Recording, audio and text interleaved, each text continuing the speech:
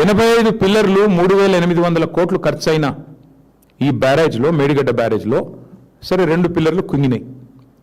ఆ 2 పిల్లర్లు కుంగితే వెంటనే ఆ సంస్థ ఒక ప్రతిష్టాత్మకమైన సంస్థ, అదేం ఆల్తుఫాల్తు సంస్థ కాదు, ఎల్ఎన్టీ అనే సంస్థ మరి వారు ముందుకొచ్చి, ఎందుకంటే defect liability period, maintenance period ఉంటుంది ప్రతి వర్కులో, మేమే కడతాం ఎట్ అవర్ కాస్ట్, ప్రభుత్వానికి ప్రజలకు రూపాయి నష్టం లేకుండా 300 కోట్లు 400 కోట్లు అవుతుంది ఆ 2 పిల్లర్లు రిపేర్ చేసేందుకు, లేదా మొత్తం ఆ బ్లాక్ రిపేర్ చేస్తే కూడా 400 కోట్లు అవుతుంది కావచ్చు, మేమే కడతామని వాళ్ళు ముందుకు వచ్చారు.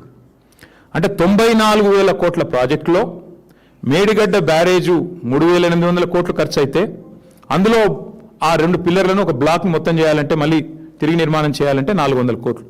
అది మేమే కడతాం, 4 పైసలు కూడా తెలంగాణ ప్రజల మీద భారం పడదు అని ఎల్ఎన్టీ చెప్తే, వాళ్ళను హుంకరించి బెదిరించి వాళ్ళ మీద వాళ్ళ CFOను జైల్లో పెడతా అని చెప్పి మొత్తానికి మెట్రో నుంచి పారిపోయేటట్టు చేసి, ఆఖరికి ఈ మేడిగడ్డ బ్యారేజ్ విషయంలో కూడా కుట్రలు చేసింది ఈ రాష్ట్ర ముఖ్యమంత్రి రేవంత్ రెడ్డి. అందుకే ఆ సన్నాసికి నేను చెప్తున్నా, కాళేశ్వరం అంటే ఒక్క బ్యారేజ్ కాదు, ఒక 2 పిల్లర్లు కాదు.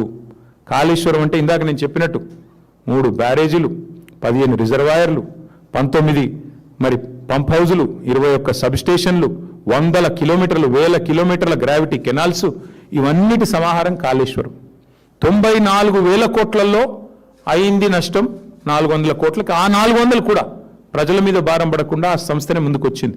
ఇది వాస్తవం అయితే 1,00,000 కోట్లు పోయిందని ఒక సన్నాసి, ఆ సన్నాసికి వంతపాడే ఇంకో సన్నాసి పార్టీ బీజేపీ.